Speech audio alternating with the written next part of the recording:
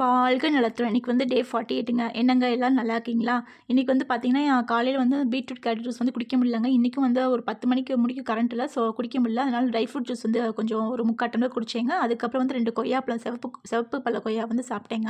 அதுக்கப்புறம் வந்து மத்தியானத்துக்கு பார்த்தீங்க அப்படின்னா வந்து பிரெட் ஆம்லெட் போட்டு சாப்பிட்டேங்க. இந்த வச்சிருக்க பீஸ் மாதிரி வந்து இன்னொரு பீஸும் வச்சு சாப்பிட்டேங்க. அது நல்ல ஃபில்லிங்காக இருந்துச்சு. நம்ம பிரெட் ஆம்லெட் சாப்பிட்றப்ப வந்து ஏதாவது ஒன்று கொஞ்சம் சூடாக குடிச்சா நல்லா இருக்கும்னு தோணும். அதனால் வந்து ஒரு 1/2 மணி நேரம் கழிச்சு வந்து ஒரு கப் காஃபி மட்டும் குடிச்சேங்க.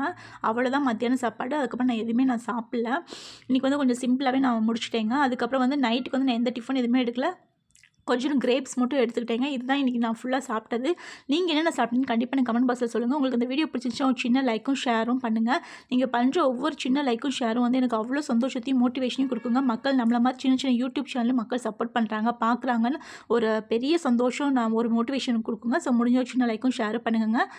எப்பயுமே சந்தோஷமாக இருங்க. வாழ்க வளத்துடன்.